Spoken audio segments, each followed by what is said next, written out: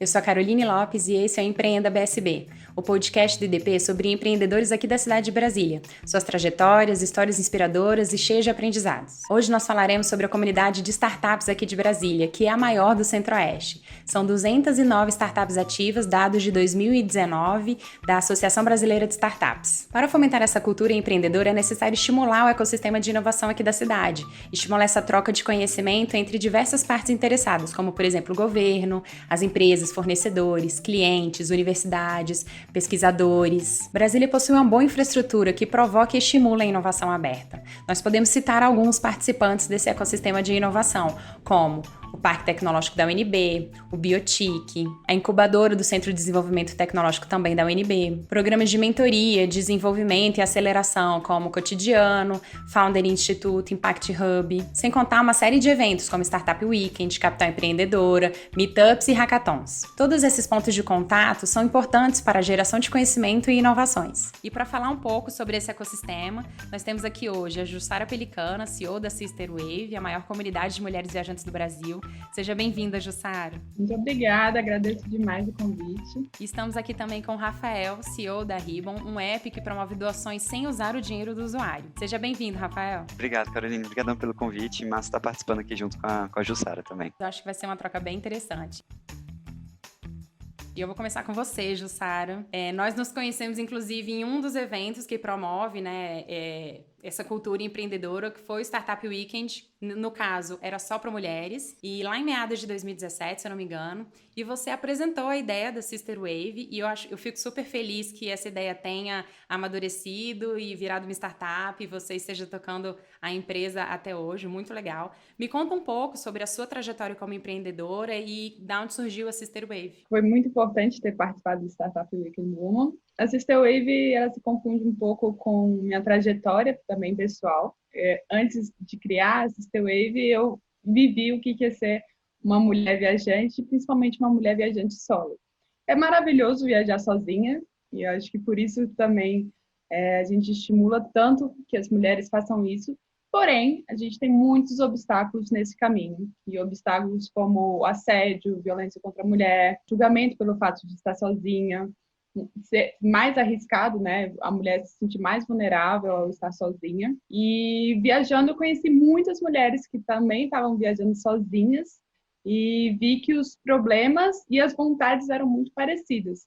E existem, né, plataformas similares, né, de hospedagens entre mulheres, comunidades de viajantes, porém não, aqui no Brasil não existe essa plataforma que seja para mulheres viajantes, pensando nos obstáculos, pensando nessa criação da comunidade. Então eu voltei do meu terceiro mochilão, que foi para a Europa, fiz um para a Ásia, um para a América do Sul e outro para a Europa, e nesse mochilão eu estava com essa ideia em mente. Se não existe uma rede como essa, eu tenho que fazer essa rede existir, porque ela é muito necessária. E ela permite com que outras mulheres possam utilizar, viajar pelo mundo e com mais tranquilidade e mais liberdade. Então foi aí que surgiu a Sister Wave, foi justamente no Startup Weekend Woman. No final de 2017, durante 2018, a gente construiu a plataforma, o modelo de negócio, toda a parte de personalidade da marca. E aí, no final de 2018, a gente lançou a plataforma realmente. Então, a gente já tem 3 aninhos, vai fazer de história. E aí, durante esse processo, a gente foi também conversando com muitas mulheres. Algumas carregavam medos muito mais fortes também, assim, por exemplo, em hotel, elas deixam uma cadeira em frente à porta com medo de alguém entrar sem a permissão, porque só tem aquele cartãozinho, e porque aconteceram coisas similares, assim, delas serem esse medo. Então, pesquisando esses medos e vendo toda essa liberdade, né, que uma viagem pode trazer, uma coisa que a gente fala muito nesse Sister Wave é que quando você sai da gaiola e você voa, você não quer mais voltar para a gaiola, você quer falar para os outros passarinhos, vamos voar juntos. E é um pouco isso a Sister Wave, assim, é trazer através da tecnologia, né? Nossa plataforma utiliza muito dados, utiliza todo esse aparato tecnológico que as plataformas elas podem trazer, a gente conecta as mulheres e conecta para trazer mais liberdade e sororidade entre elas. Muito legal, eu já viajei sozinha e eu fiz umas coisas que eu acho que hoje em dia eu não faria mesmo, né? Pegar um quarto com mais 6 pessoas, quarto misto e Enfim, tirando esses perrengues e essa falta de segurança que a gente sente, viajar sozinha é muito bom mesmo. É muito legal, acho que é uma experiência que toda mulher deveria fazer mesmo, assim. Rafael, e sobre a Ribbon? Eu dei uma pesquisada sobre a Ribbon, eu sei que ela foi acelerada por uma aceleradora aqui de Brasília, Cotidiano, também chegou a receber investimento da Fundação de Apoio aqui à Pesquisa do Distrito Federal. Mas eu queria que você falasse um pouco também sobre a Ribbon, que é uma startup case aqui de Brasília, né? A gente tem o maior orgulho de falar que a Ribbon nasceu aqui, quando alguém de fora fala também.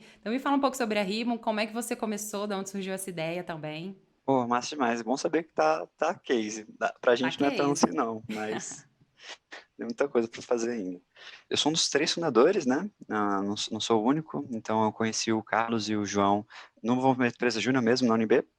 Então a gente estudava lá, a gente cada um trabalhava na sua empresa júnior, a gente se conheceu também mais dentro da Concêntrica, a Federação das Empresas Júniores, cada um fazia soluções e softwares para pequenas e médias empresas aqui do DF mesmo, a gente trabalhou isso durante 2, 3 anos, e aí nessa, logo depois a gente falou, cara, vamos se juntar, a gente quer fazer com que seja uma startup de impacto social e que permita que as pessoas doem para caridade sem gastar dinheiro do próprio bolso. Porque assim a gente acreditava que aumentaria o hábito de boas ações no mundo e a gente conseguiria fazer um bem maior. Então, começou assim. O modelo de negócio da Ribbon hoje não é o que a gente pensou naquela época. Ele mudou 4 vezes, para você ter ideia. Isso foi em junho de 2016. Então, ao longo do processo, a gente conseguiu receber. Ali em 2017, a gente entrou na aceleradora, na Cotidiana, a gente recebeu o primeiro investimento. Na época eram R$ 100 mil. Depois a gente foi para a FAP, a gente conseguiu a Fundação de Apoio à Pesquisa da FAP, que foi 150 mil na época. E é perfeito, esse programa é muito bom, continua funcionando até hoje. Tem lançamentos digitais novos, a Cotidiano também lança turmas de aceleração que é um investimento a cada semestre. No ano passado a gente fechou mais uma nova rodada, foi com o pessoal da Redpoint, é um fundo de fora, né, por volta de 1 milhão, e agora a gente está até fechando a nossa outra rodada. Aí não fechou Legal. ainda não, então vamos ver quem sabe. Mas a Ribbon hoje é uma plataforma que você pode baixar, é um aplicativo, você vai lá, baixa no celular, Android, iOS, e você já pode, no primeiro dia você pode dar um dia de água sem gastar dinheiro, ou uma merenda escolar, por exemplo, ou um dia de prevenção contra o câncer de mama, ou ajudar na renda básica para catadores de lixo reciclável.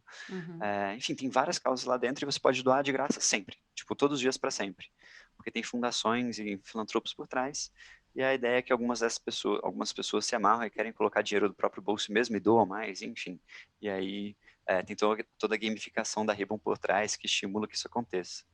Né? E nessa a gente levantou mais de meio milhão para a caridade. Muito, muito legal. Mas eu queria que você explicasse um pouquinho, porque provavelmente alguém está escutando assim, como é que eu vou doar de graça? Como é que Tá? funciona esse de graça mesmo? A gente manda boas histórias e boas notícias, todos os dias. Tá todo mundo cansado de ver notícia ruim na TV, a gente manda uma notícia boa. E aí, com essa notícia boa, as pessoas ganham 100 ribbons, que é uma moedinha virtual.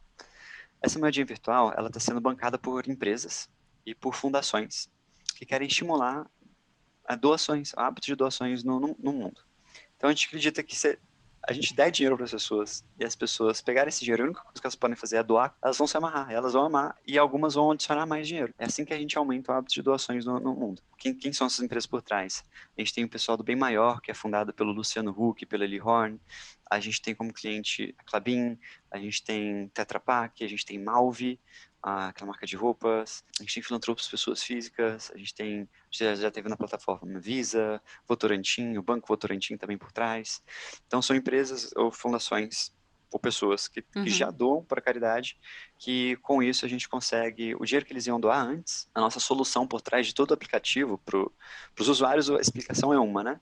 Então, para os usuários, essa que eu acabei de explicar, você doa de graça, bancado o dinheiro por grandes empresas, porque as empresas acham que isso faz bem para o mundo, e você ganha aquela moedinha lá, aqueles 100 ribbons. E você pode doar lá um dia de água potável com aqueles 100 ribbons, ou uma merenda escolar, você que escolhe, aí você vai tendo todo o seu perfil, seu histórico por trás, né, sua gamificação. E para empresas, para essas fundações, cara, por que elas vão doar pela Ribbon? É porque a gente consegue aumentar em 60% o valor doado, inicialmente. Então, se uma empresa doa 100 mil reais para uma ONG, se ela faz isso pela Ribbon, chega a 160 mil para aquela mesma ONG que eles escolheram. Né? Então, a gente é uma plataforma que potencializa doações institucionais, conectando dois doadores diferentes, o grandão e o pequenininho. Né? A gente junta, é uma plataforma de matching, é isso que a gente faz. em negócios e explicando negócio, em termos de negócio e explicando para usuários, né? Legal, porque até tudo bem que você não tem o gasto da doação em si. Na verdade, você pode até gastar um pouco mais, né? Se você quiser doar um pouco mais, mas você também escolhe qual é o projeto que você quer doar. Né? Eu acho que isso é uma Sim, coisa bem importante, inclusive, da gamificação, é você dar para o cliente o poder de decisão dele. E, óbvio, para a marca tem a cara dela, né? sim. Ela é uma marca que está numa plataforma que pensa em impacto social. Então, foi uma boa casadinha aí que vocês fizeram. A ideia é bastante legal. Jussara, na sua experiência da Sister Wave, eu sei que vocês começaram em 2018, oficialmente, né?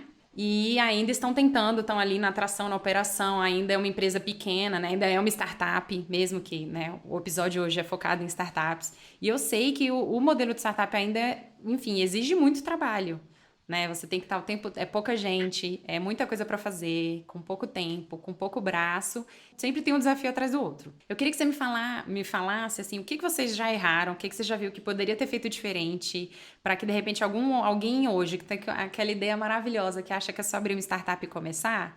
Ok, você pode abrir uma startup e começar, mas que dica, de repente, que seria muito boa para quem está começando, que você já teria feito diferente hoje? Assim, quais os desafios que a assessoria já passou? São milhares, né? Assim, acho que cada dia tem um desafio novo.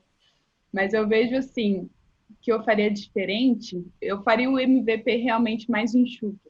Assim, eu utilizaria não primeiro um desenvolvedor, não primeiro... Eu contratei, né, uma empresa júnior, que foi a CJR, que foi dali que veio o meu sócio querido, que é o Ah, Fred. legal. O Rafa também conhece, né, o Fred. Então, Sim, assim, queridíssimo. eu acho que, assim, eu testaria antes sem a plataforma. Eu testaria as plataformas disponíveis, né, que são mais adaptáveis, assim, para um usuário comum. Faria testes anteriores para validar mais rapidamente esse modelo de negócio, assim. Porque eu tinha muito forte em mim uma necessidade de estrutura. E a startup é um pouco diferente disso, assim. Você chega com pouca estrutura, né? Você precisa validar se as pessoas querem, né? Viajar para casa de uma mulher e se sentem mais seguras pelo fato de ser mulher. Então, eu acho que eu demorei um pouco de tempo para fazer essa validação. Um outro ponto que eu acho que é muito importante é a priorização, assim, porque são muitos desafios, né, de diversas áreas que você tem que orquestrar, assim, Uhum. e aí qual que é o desafio mais importante de ser resolvido neste momento? Eu acho que essa é uma pergunta que sempre vem na minha mente. O que eu preciso resolver neste momento? Na próxima semana vai ser um outro desafio, na próxima um outro. Mas eu acho que essa pergunta que qual que é o desafio que eu, resolvendo esse vai ficar mais fácil os próximos. Legal. E você estava me contando antes da gente começar de um prêmio recente que vocês ganharam. E eu queria lembrar também que lá naquele Startup Weekend que a gente participou em 2017, vocês também foram a ideia, acho que foi a ideia ganhadora, não foi, do evento? Sim, a gente ganhou o primeiro lugar, né, no Startup Weekend Woman de 2017. E semana passada a gente ganhou também um prêmio que foi bastante importante para a gente. A gente ganhou o Desafio de Inovação em Turismo, que é uma parceria do Ministério do Turismo com a Wacalua. A Wacalua é um fundo de investimento espanhol que está chegando no Brasil. E aí foi um desafio muito concorrido, foram mais de 790 projetos que participaram, e a gente ficou entre os 10 finalistas, e semana que vem vai acontecer a final, então torçam por nós. Tô na torcida aqui.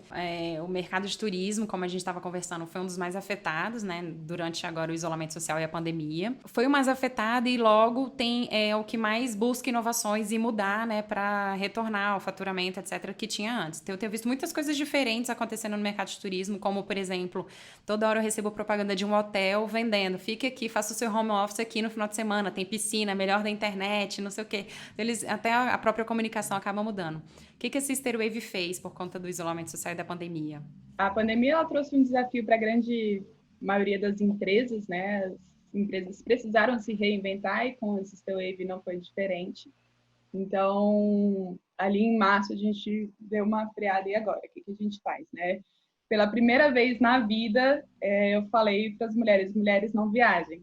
Então, o discurso que eu estava carregando antes foi né, mudou completamente, porque é uma questão de saúde sanitária.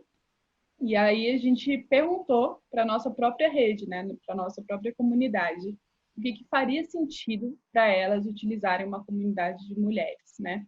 E aí surgiram algumas repetições, assim, principalmente uma necessidade de conexão com interesses em comum. Então, dessas respostas surgiram 2 serviços dentro da Sistewave. O primeiro deles foi os tours virtuais, que é uma forma de você viajar sem sair de casa, conhecendo o Brasil e o mundo através do olhar de uma outra mulher e fazendo assim um roteiro e num próximo momento poder conhecer esse lugar. E o tour virtual está sendo muito interessante também, que é um despertar de destinos que às vezes não são tão falados, não são tão comuns ou não são acessíveis, né? Então, tem como tour no sertão, vem para o meu sertão, que é no sertão de Pernambuco, tem no Pantanal, tem de comunidades tradicionais, tem de comunidades de base, turismo de base comunitária. Então, isso também está sendo muito interessante, que também é uma forma de gerar renda para essas mulheres que perderam sua principal fonte de renda. Então, através do poder da tecnologia, né, da conexão, a gente está podendo conectar essas mulheres, que acontece numa videoconferência, não é uma live, né, não é um monólogo. Então, ele é bem interativo, tem dinâmicas que acontecem nos tours virtuais. Então, está sendo muito interessante. E para os tours, a gente abriu para a participação de homens também. Então, se os homens quiserem ser espectadores dos tours, são muito bem-vindos. E o outro serviço que a gente fez foram os grupos. E os grupos é uma outra forma de conectar essas mulheres por interesses em comum. Então, os grupos podem ser de dicas, perguntas e respostas, roteiros, companhia para viajar, e se não encaixar em nenhum desses 4, eu tenho outros para que elas se conectem. Então, foi Legal. isso que a gente fez de novo aqui Eu na achei essa academia. ideia da conversa, né, para você fazer roteiros em outros lugares de forma digital muito legal, mesmo. E é uma ideia que pode continuar depois, né, era o que a gente estava falando. Pode continuar depois da pandemia, não tem problema nenhum. Então, é um serviço que pode ser perene. Ele se encaixa muito nesse pré-viagem, nesse planejamento, né? Que a pessoa está buscando o que faz naquele destino, naquela região, às vezes está na dúvida entre uma ou mais cidades, e o tour virtual é uma forma de gastar pouco, né? Os tours eles estão na faixa de 20 a R$ 45 e conhecer ali o destino e com um valor agregado muito forte, que é uma pessoa, uma mulher que mora lá, que vai dar essas dicas, que vai dar esses detalhes assim dos tours. E uma coisa também que acontece é que, por exemplo, Recife é um destino que eu já fui umas 5 vezes e eu fiz o tour virtual de Recife e aprendi várias coisas que eu não sabia antes também. Então, essa potencialidade que os tours virtuais pode trazer para a gente. Legal, vou ficar de olho.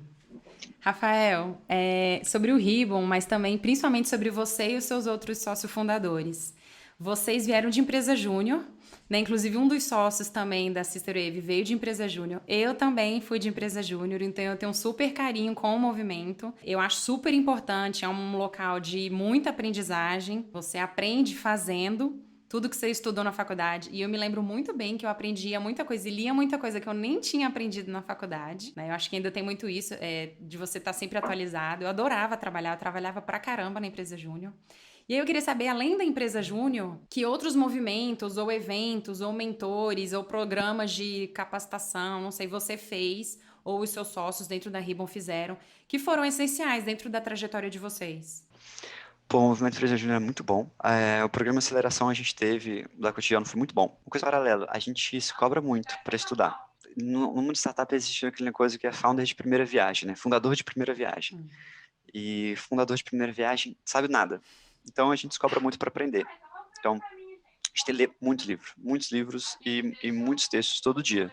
Então, no mínimo, um textinho ali por dia, 10, 20 minutos de leitura por dia. Então, tem uma lista de livros e conteúdos e trilhas de conteúdo que dá para o pessoal ler.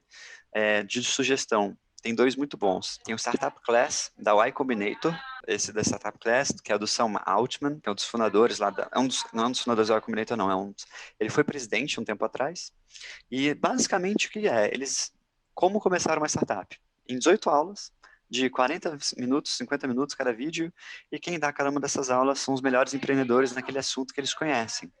Então, por exemplo, quem dá a aula 8, que é a aula de cultura, é o fundador do Airbnb, Brian Chesky. E ele dá essa aula e é gravada em Stanford. Então, é uma sala de aula real, assim.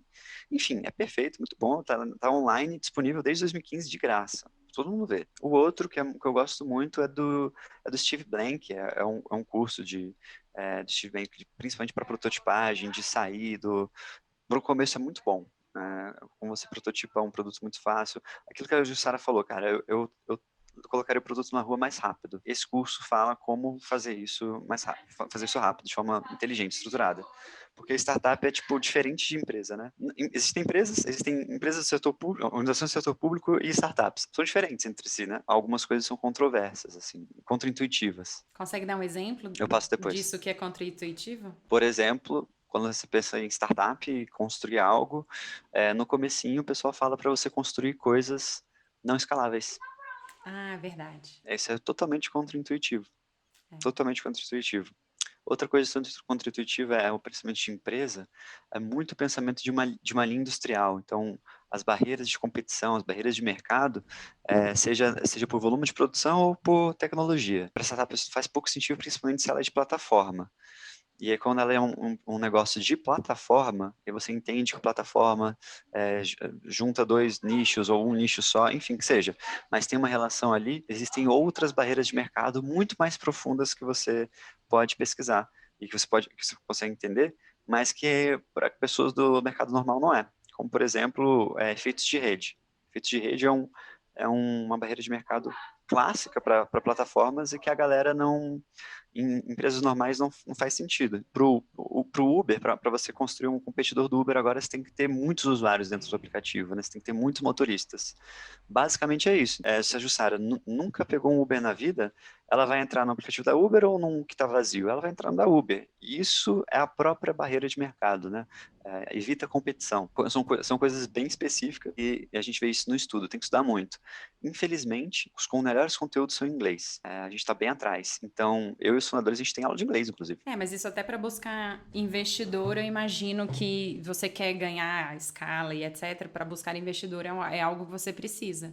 Né? E como no caso de vocês dois, são plataformas de base tecnológica ali, dá para ganhar escala em algum momento, e aí eu não sei no caso da Jussara, que o foco hoje é Brasil, mas nada impede de ser América Latina e etc, né? E aumentando.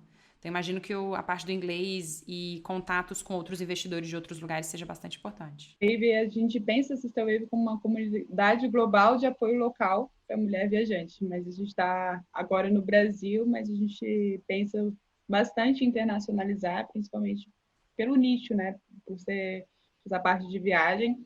E dentro da Europa e Estados Unidos, como o comportamento de mulher viajante é muito maior, assim, é muito mais difundido a viajante solo, assim. E principalmente na Europa, assim, acabou de se formar no ensino médio, os pais, eles incentivam os próprios filhos a viajarem. Não é para fazer faculdade agora, vai viajar, vai conhecer o mundo, vai ter essa autonomia, né, que a viagem solo traz. Então, essa cultura, né, de viajar sozinho na Europa é muito mais forte. Então, a gente também vê como uma possibilidade forte de expansão. E aí, a parte do inglês e espanhol também é muito importante. Rafael, me fala um pouco sobre os investimentos que vocês já receberam, e aí eu queria dar uma dica para quem está escutando a gente falou sobre o financiamento, o programa da FAPDEF, por exemplo, tem um agora que prorrogou as inscrições até o dia 15 de outubro, que é o programa Start BSB. Então, até dia 15 de outubro, quem tiver alguma startup pode inscrever o seu programa lá, dar uma lida no edital.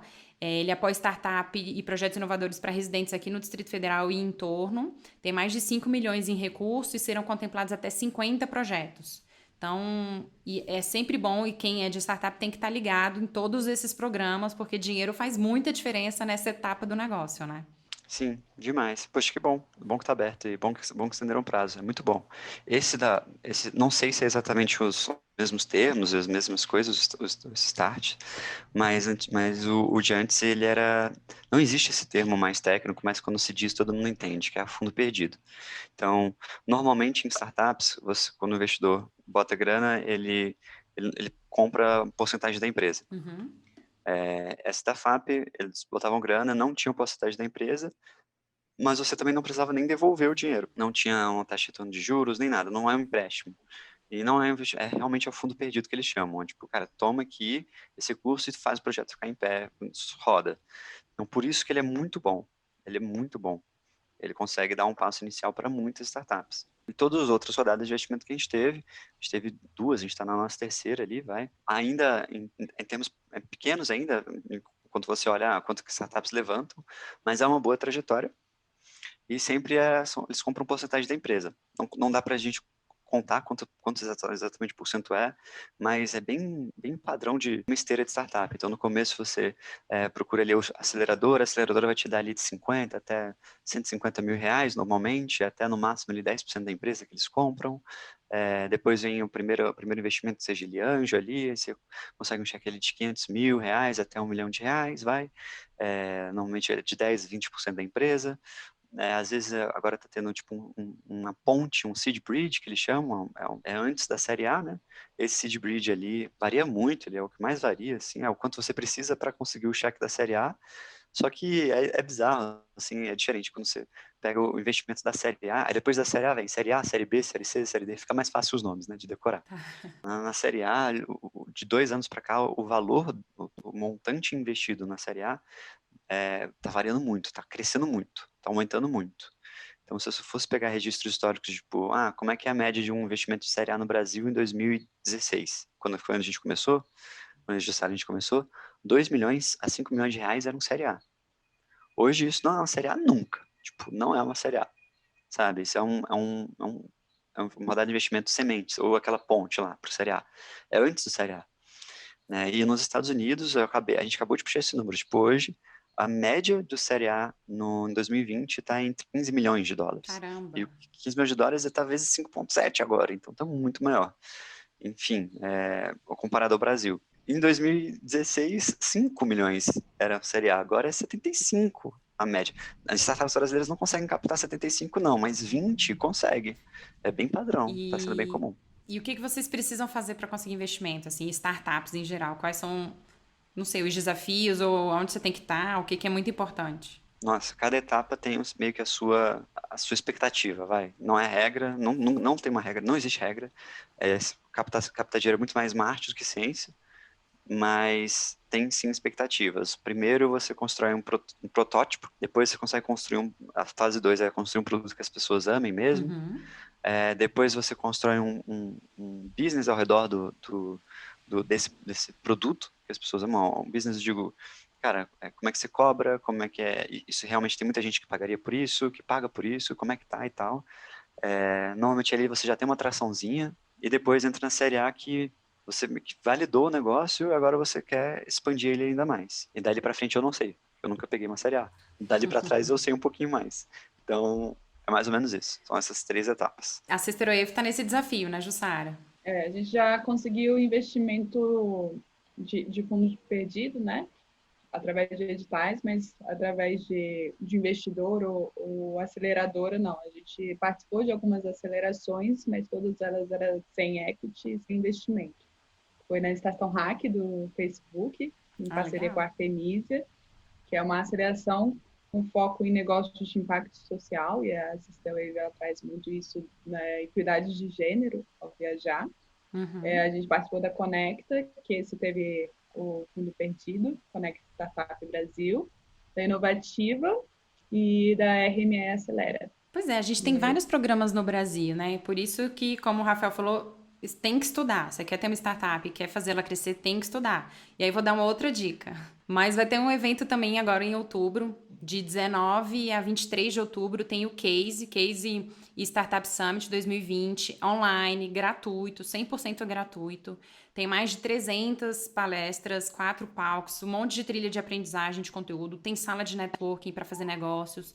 Então, não tem ideia ainda, quer saber como é que funciona o mercado? Se inscreve. Tá com uma ideia e também quer entender melhor como Enfim, independente do nível da sua startup, é um dos maiores eventos de inovação em startup aqui do Brasil e América Latina. Então, se inscreva no Case, eu vou colocar o link também na informação depois. Até complementando, tem 2 livros que explicam muito bem como funciona a captação de recursos, captação de investimento para startups. Um deles é Segredos da Sand Hill Road, a rua Sand Hill, Segredos da Rua Sand Hill. Eu não sei se ele tem a tradução em português. A gente não sabia inglês e a gente teve que aprender inglês na marra, lendo os livros para pegar o conteúdo. Segredos da Sand Hill Road, e o outro é Venture Deals, negociações de venture, né, de aventura, que é parafraseado pelo fundador do Twitter. Tá. E o primeiro livro que eu comentei é escrito por um dos investidores da Andreessen Horowitz, que é um dos melhores fundos de investimento dos Estados Unidos, de startups dos Estados Unidos. Muito bom, os 2 livros são muito bons. Eles explicam assim, na lata, bem direto ao ponto, daquele jeito americano deles lá, de como pegar dinheiro. Tá, legal, Como captar importantíssimo. dinheiro com investidores. Bem, bem bons. Eu tenho uma pergunta para vocês dois. E aí vocês podem discutir também se vocês quiserem.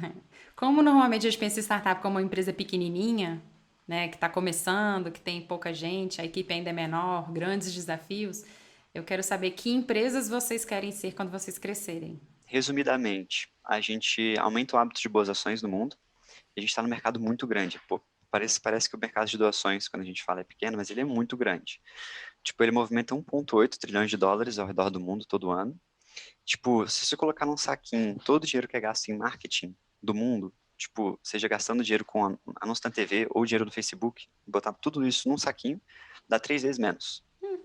Então é muito recurso, movimenta muito. E o que a gente entendeu é que a nossa geração, a geração mais próxima, ela está muito desconectada com a forma que a caridade é feita hoje. Então, é uma mudança geracional de comportamento no mercado muito gigante. Então, a gente quer criar uma plataforma que aumente esse hábito, esteja na rotina dos milênios e da geração Z, né? São pessoas mais jovens, ali abaixo dos 30 anos, 35 anos. E para fazer isso, a gente tem que criar uma empresa, uma plataforma que escale muito rápido. Então, a gente já está nos caminhos para ser uma plataforma de doação open source mesmo. Massa. Com código totalmente aberto. Legal. Que se encaixe em várias outras plataformas, a gente consiga ter, sim, mudar o hábito, entrando de forma dentro das fundações.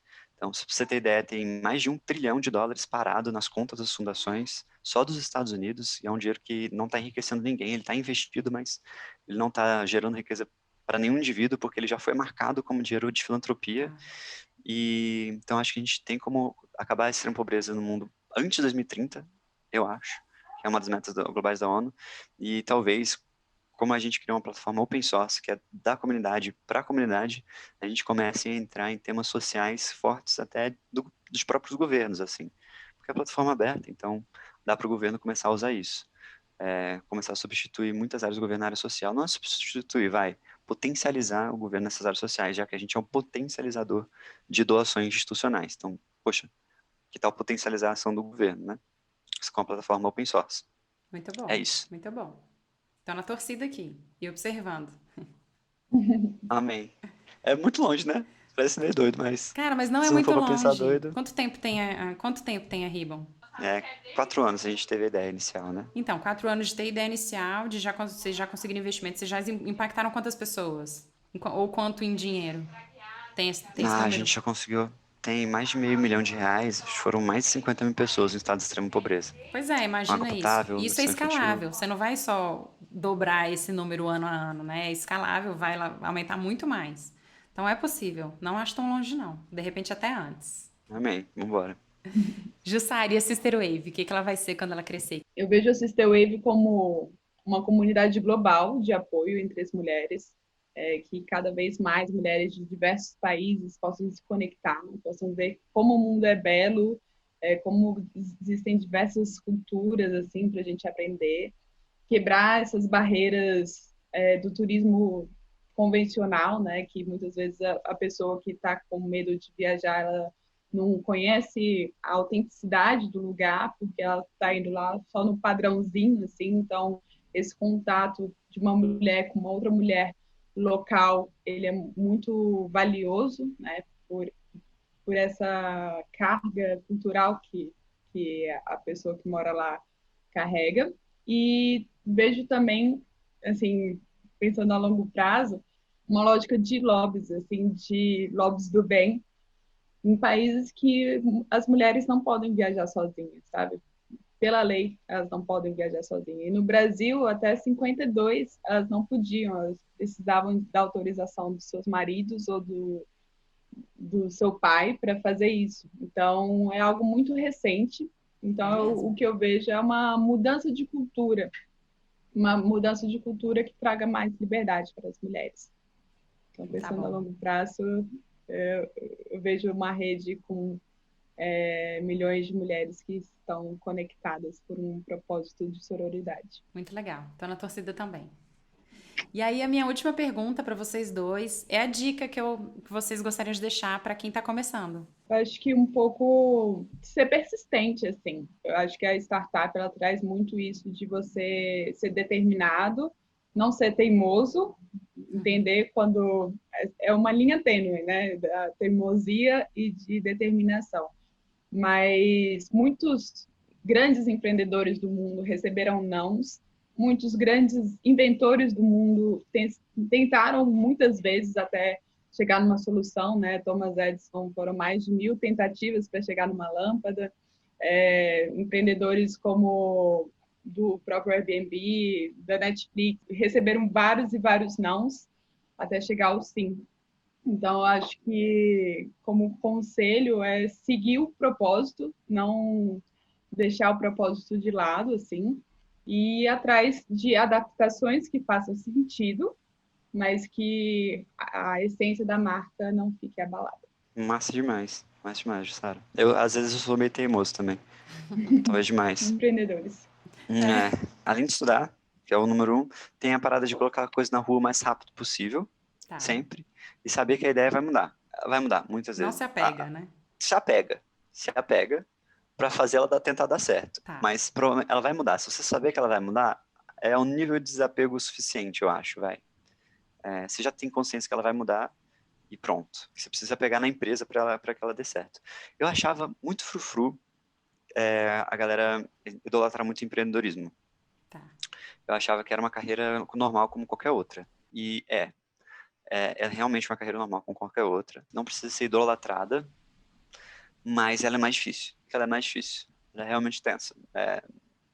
É mais difícil que uma carreira normal. Se eu soubesse quão difícil era, talvez eu não começasse. Hoje em dia eu começaria de novo? Começaria, porque eu já aprendi um monte, né? Já sei, né? Então fica bem mais fácil para mim. Tem que entender mesmo o jogo, tem que estudar mesmo, entender rápido, botar as coisas rápido na rua até para você ter a resposta o mais rápido possível para você melhorar a ideia e até mudar. Acho que é isso. Acho que são essas dicas.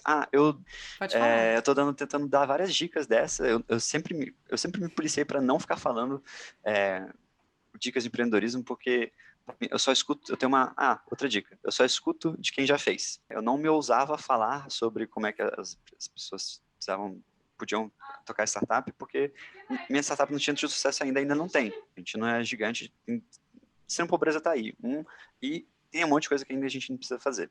Só que quando as pessoas fazem até o final, e só depois elas contam, elas esquecem um monte de coisa que aconteceu no caminho. São coisas importantes, assim, são detalhes importantes. Acaba sendo algo tácito para elas depois, algo muito óbvio, mas na hora não era.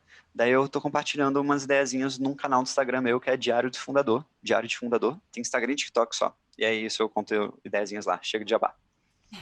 Tá muito legal, tô assistindo, viu, Rafa? Valeu, Sara, obrigadão. Mas a dica que você acabou de dar é muito boa, fora todas as outras que vocês deram, só reforçando que lá no último episódio, no último não, a gente falou muito sobre isso. Eu acho que todos os episódios têm se falado sobre conversar, sobre trocar com pessoas que já fizeram, sobre trocar experiência, que é muito isso. Mesmo que você estude, Você vai aprender na hora de fazer. Você vai ter lá o seu estudo, você vai saber o ferramental. Sim. Só que na hora de fazer, você vai continuar estudando. Você vai ter que continuar buscando casos, experiências de quem passou. E conversar com, seja o concorrente, ou seja quem passou por exatamente aquilo, que outras startups são importantes. Então, converse. Teve uma ideia? Conversa com quem já está no mercado. Sempre as pessoas sempre vão ajudar. Sempre tem um monte de gente que gosta de falar. Então, isso é muito importante mesmo de trocar experiência. Por isso que a comunidade e o ecossistema de inovação é muito importante para amadurecer mesmo a inovação dentro da cidade, né? Porque tem muito evento acontecendo, tem um monte de grupo de Facebook, WhatsApp, Meetup, Hackathon. A gente vai ter que fazer um bingo da startup aqui, um bingo da inovação aqui por esse podcast, porque a gente já falou um monte de palavra, acho que estranha para quem não é do mercado. Jussara, me fala para quem está interessado em fazer viagens ou acessar esses grupos do vídeo que você falou, dos roteiros em locais diferentes aqui no Brasil, como é que faz para acessar a Sister Wave? É um aplicativo, é um site? Como é que funciona? Funciona nas duas plataformas. Tem o aplicativo, que é Sister Wave, tem em iOS e Android, e tem o nosso site também, que é sisterwave.com. Temos também nossas comunidades no Facebook e no Instagram, então sigam a gente por lá. Rafael, quer falar do Ribbon também? Para quem não conhece o Ribbon, como é que acessa o Ribbon? Como é que faz? Como é que começa a mandar dinheiro para caridade? Show. RIBON de navio. Tem lá no aplicativo na Play Store, no Android ou no iPhone. Só digitar lá em qualquer loja RIBON que vai ter lá um íconezinho verde. Se você baixar no primeiro dia, você já vai conseguir doar uma merenda escolar, por exemplo. E todos os dias a partir daí também. É bem simplão. Ou no nosso site ribon.io. Muito obrigada por dividirem conosco suas histórias, Jussara e Rafael. Muito obrigada mesmo por terem aceitado o convite em participar aqui do Empreenda BSB. Obrigado a você, Carol, pelo convite. Maravilha, adorei estar participando por aqui. E para você, atual, futuro, potencial empreendedor que nos acompanha, ouça o Empreenda BSB nos principais agregadores de podcasts e também no site de podcasts do IDP, o IDP Talks. Para quem gosta de assistir vídeos, nossos podcasts também estão disponíveis em vídeo no canal de YouTube do IDP. E até semana que vem!